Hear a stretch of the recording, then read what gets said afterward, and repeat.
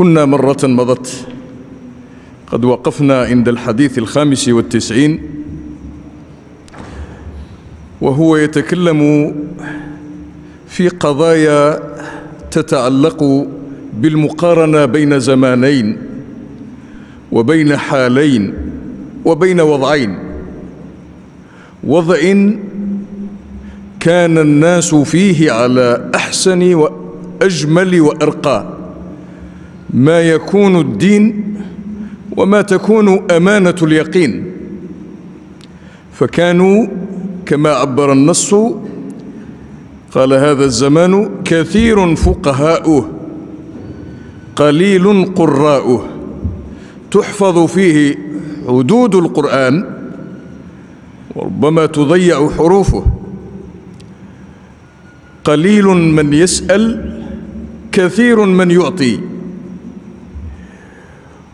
يطيلون الصلاة ويقصرون الخطبة، يبدون أعمالهم قبل أهوائهم، ثم بعد ذلك يقول له وسيأتي بعد ذلك زمان ستكون الأمور فيه منقلبة والموازين متغيرة، فيكون العكس تماما مما ذكر.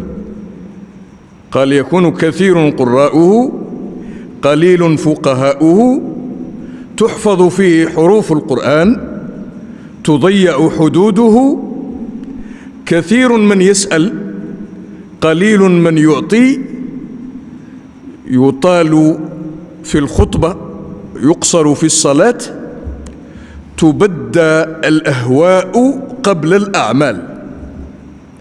هذا تقريبا الخلاصة التي ذكرناها المرة الماضية، وقد وقفنا عندها طويلا، ولكننا وصلنا إلى مسألة الإطالة، إطالة القراءة. نحن على يقين بأن السلف الصالح كانوا يتمتعون بقراءة القرآن، وكانوا يفقهون المعاني ويدركون الأسرار، وتأتريهم الأحوال، أحوال الخشوع والهيبة والرهبة التي تكون للإنسان إذا خشع في صلاته وسمع لوحي الله، لأنه كما قال الإمام التستري رحمه الله قال أن تقرأها وكأن الله يكلمك وأنت تسمع، أو كأنك تقرأ والله تعالى يسمعك، تقرأ كلامه وهو يسمعك. فالمفروض أن يتمثل الإنسان هيبة المقام، فيكون أمام الله رب العالمين، وتكون الهيبة والخشوع. والسادة الصالحون الأولون رضي الله تعالى عنهم كانت ترتعد فرائسهم، هكذا كان سيدنا الحسن البصري وسيدنا إبراهيم بن أدهم، سيدنا الحسن بن علي كرم الله وجهه وغيرهم، كانوا إذا أقبلت الصلاة وأذن لها تغير وجهه وارتعدت فرائسه ونظر إلى هيبات المقام الذي سيكون فيه، لأن المسألة مسألة انقطاع إلى الله. السيدة عائشة رضي الله تعالى عنها قالت كان صلى الله عليه وسلم يحدثنا ونحدثه، ويلاعبنا ونلاعبه، يكلمنا ونكلمه، يقضي معهم المصالح، ولكنه قال إذا أقيمت الصلاة فكأنه لا يعرفنا ولا نعرفه. هذا هو الذي يجب أن يكون الإنسان وهو مقبل على الصلاة يكون مستشعرا لعظمة الصلاة، ولهذا لما يكون مستشعرا للعظمة ويكون من التلاوة ما يكون موجودا من القرآن، فإنه آنئذ يتمتع بما يقرأ أو ما يسمع، ما يقرأه الإمام فيسمعه، أو ما يقرأه هو فيمرره على قلبه قبل أن يمرره على لسانه، وبالتالي فإنه تخشع جوارحه. هذا هو اليقين الذي يجب أن يكون. أما الخطبة، كان الإمام محمد أبو زهرة رحمه الله قد تتبع خطب النبي عليه الصلاة والسلام، قال في أحوالها كلها ما كانت تتجاوز، لو أننا قرأناها بحروف متأنية وبقراءة تستوفي المعاني وتتمثلها، لو أننا قرأناه ما في خطبة تزيد على 10 دقائق، ما في خطبة زادت على 10 دقائق على الإطلاق. فكان صلى الله عليه وسلم حتى في خطبة الوداع، في خطبة الوداع التي هي الحج الأكبر لم تكن طويلة جدا، ولكنه كان أحيانا إذا وعظ أصحابه ربما بقي من العصر إلى أن يؤذن إلى المغرب في الوعظ العادي، ولكن الخطبة التي يجتمع إليها الناس تكون مركزة مؤدية للمعنى في دقتها وعمقها، وأن تكون الفسحة موجودة في القراءة أكثر من ما يكون الأمر موجودا في الخطبة التي تلقى. هذا هو الذي عليه الأمر عند النبي عليه الصلاة والسلام، إلا أنه كان صلى الله عليه وسلم يراعي مقتضى الحال. كان سيدنا عبد الله بن مسعود يقول: كان صلى الله عليه وسلم يتخولنا بالموعظة حتى لا نسأم. الناس يملون، الناس عادة يملون، فكان صلى الله عليه وسلم ينظر إذا وجد من النفوس قبولا للموعظة وعظ، وإذا وجد منها قبولا لأن يطيل، إذا وجد منها أنها لا تطيق فإنه لا يحملها ما لا تطيق. هذه هي المعنى الذي ذكره سيدنا عبد الله بن مسعود رضي الله تعالى عنه، قال: كان يتخولنا بالموعظة. ثم بعد ذلك ذكر أنهم القديم كانوا يبدون أعمالهم قبل أهوائهم، وربما في هوى النفوس الكثير، في هوى النفوس السمعة والشهرة وإرادة أن يعرف مقام الإنسان من العبادة، فيكون فيه شيء من حظ النفس. حظوظ النفوس كثيرا ما يكون لها، النفس دائما ترغب وتريد، ويعصف بها الهوى، هوى النفوس، لأن الهوى من أصعب الأمراض، من أصعب أمراض النفوس هواها، أن يكون هوى الإنسان هو الذي يقوده. ولهذا الإمام البوصيري رحمه الله كان يقول: وخالف النفس والشيطان واعصهما وإنهما محضاك النصح فاتهمي، ولا تطع منهما خصما ولا حكما فأنت تعرف كيد الخصم والحكم. النفس كالطفل إن تهمله شب على حب الرضاع، وإن تفطمه ينفطم، فاصرف هواها وحاذر أن تواليه، إن الهوى ما توالى يصمي أو يصمي.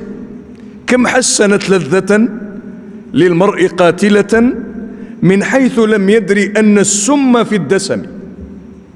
ما يزينه الهوى فيه الهلاك، وفيه المفسدة، وفيه ضياع الحظ من الله، وفيه ضياع الأجر الذي يكون مقابل العبادة إذا كان الهوى. لأن القاعدة أن يكون هناك هدى وهوى. الهدى مقابل الهوى. الهدى مراد الله منك تهتدي به، أراك النور واليقين والحكم الشرعية فأنت تهتدي به. الهوى هو مراد النفوس. ولعل القرآن الكريم حينما ذكر الهوى بشعه، وجعل اتباع الهوى من الأمور التي تفسد عمل الإنسان وتؤدي به إلى ما لا تحمد له عقبى. فلا تتبعوا الهوى أن تعدلوا، وإن تلووا أو تعرضوا فإن الله كان بما تعملون خبيرا. لا تتبعوا الهوى، هذا مطلق أمر للأمة وللأنبياء وللهداة وللمؤمنين على الإطلاق، لا يؤمرون باتباع الهوى. كان الله تعالى قد خاطب سيدنا داود عليه السلام، قالوا: يا داود إنا جعلناك خليفة في الأرض فاحكم بين الناس بالحق ولا تتبع الهوى فيضلك عن سبيل الله. ولا تتبع الهوى فيضلك عن سبيل الله، لأن الهوى إذا اتبع في الحكم ضل الحكم، وإذا كان القاضي أو الإمام أو الحاكم تعصف به أهواؤه يضل. ولهذا قالوا: يا داود إنا جعلناك خليفة في الأرض فاحكم بين الناس بالحق ولا تتبع الهوى فيضلك عن سبيل الله. وهذا الأمر باق إلى كل مؤمن على الأرض ما أمر، وكل قاض وكل إمام لا يجب عليه أن يتبع الهوى، لأن الجزاء يكون كبيرا، لأن مسألة مسك النفس والأخذ بلجامها هذا الذي قال فاصرف هواها وحاذر أن تواليه. تأخذ بلجام نفسك، لما تأخذ بلجام نفسك المسألة ليست سهلة، مسألة عصيبة وعسيرة، لأن فيها ما يسميه علماؤنا المجاهدة، مجاهدة النفس. فإذا جاهد الإنسان اقتضى منه أن يتحمل فوق طاقته أحيانا، ولهذا كان الجزاء كبيرا. وأما من خاف مقام ربه ونهى النفس عن الهوى فإن الجنة هي المأوى. إذا كان الإنسان يستطيع أن يفعل هذا، أن يكون عمله سابقا لهواه، كما كان السلف الصالح رضي الله تعالى عنه قال من خاف مقام ربه ونهى النفس عن الهوى فإن الجنة هي المأوى. إذن الهوى يعتبر مذموما، والهدى مطلوب. أولئك الذين اشتروا الضلالة بالهدى فما ربحت تجارتهم وما كانوا مهتدين. هؤلاء الإسرائيليون القدامى الذين سبقوا باعوا هداهم بهواهم، هم دائما باعوا الهدى بالهوى، بالهدى، الهوى بالهدى، لأن المتروك دائما في العربية هو ما بعد الباء. يقول له باع ما الذي باعه؟ قال باع الهدى، الهوى بالهدى، باع الهوى بالهدى، يعني أن الهدى هو المتروك وأن الهوى هو المقبل عليه. فلذلك القرآن الكريم أمرنا بأن نكون من المهتدين، لأن الهدى هو نور الله الذي سطره لنا. قل إن الهدى هدى الله. الله تعالى هو الذي سطر لنا هداه وأعطانا نوره وبين لنا سبيله، فنحن مطالبون بأن نهتدي ونسير على الطريق السوي الذي سطرته العناية، من أجل أن تكون لك به رعاية. إذا أردت أن تكون في أمان فعليك بالهدى.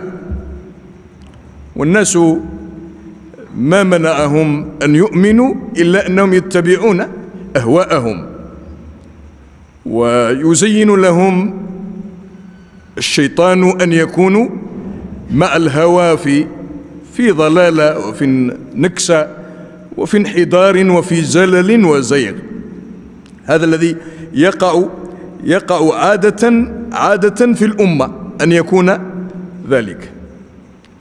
ولقد كانت الهداية هي سبيل الصراع بين الحق والباطل على مدار التاريخ، وإن تدعوهم إلى الهدى فلن يهتدوا إذن أبدا، وربك الغفور ذو الرحمة. لكن الدعوة أحيانا تجد صدى وتجد قبولا، وأحيانا لا تجد صدى ولا تجد قبولا، كما وقع لسيدنا نوح، كما وقع لسيدنا إبراهيم، سيدنا موسى عليه السلام، وغيرهم من النبيين، سيدنا هود، سيدنا صالح وغيرهم. كانوا هؤلاء جميعا قد دعوا قومهم إلى هدى، فغلب الهوى على الهدى. فإذا بغلبة الهوى على الهدى تجعلهم من الهالكين في النهاية. سلط الله عليهم سوء العذاب، ومسخ من مسخ، وأغرق من أغرق، وعصف بمن عصف، وخسف من خسف. وقع هذا في تاريخ النبوات. القرآن الكريم مليء، القصص القرآني مليء بهذا. لما تقرأ القصص القرآني تجد فيه تفاصيل الصراع بين الهدى والهوى، بين الهوى والهدى. النبي يريد أن يجذبهم إلى الهدى، ونفوسهم وشياطينهم تجذبهم إلى الهوى، فيغلب هذا ذاك. أما الثلة المؤمنة فهي التي يغلب هداها هواها، وهذا الذي يذكر قديما. وقد انقلب بنا الوضع فصار الأمر على غير محبوب الإله. والقرآن الكريم قال: وأما ثمود فهديناهم فاستحبوا العمى على الهدى. فكأنه عبر عن الهوى والزيغ والكفر والضلال بالعمى، وليس عمى البصر ولكنه عمى البصيرة، فإنها لا تعمى الأبصار ولكن تعمى القلوب التي في الصدور. إذا انطمست البصيرة أصبح الإنسان لا يرى. وهم يشبهون هذا بأنه الهدى لما يقع على القلب كما يقع المطر الغيث على الأرض الصالحة للإنبات وللاخضرار وللحياة. لكن إذا كان القلب فيه عمى أو خالطه هوى فإن ما ينزل من الهدى أشبه بالغيث الذي ينزل على الأرض السبخة شديدة الملوحة التي ينزل عليها الماء، فإذا بها لا تنبت ولا تمسك الماء. هذه مشكلة كبيرة. فإذا كانت الهداية حالة في القلب نبت فيه الخير وأينع فيه النور، وأصبح الإنسان يبصر بنور الله. النبي عليه الصلاة والسلام قال: اتقوا فراسة المؤمن فإنه ينظر بنور الله. وابن دقيق العيد قال: نور الله هذا هو عبارة عن بصيرة تنفتح في قلب الإنسان فإذا به يرى ما لا يراه الآخرون. مرة كان سيدنا عثمان رضي الله تعالى عنه جالسا في مجلسه، واحد من مقربين إليه مر في الطريق فرأى ببصره ما يحرم عليه أن ينظر إليه، فقلب بصره ثم أفاق فغض بصره. فلما دخل على سيدنا عثمان ولم يكن رأى ما فعل الرجل قال له: يا هذا ما لي أرى أثر الزنا في عينيك.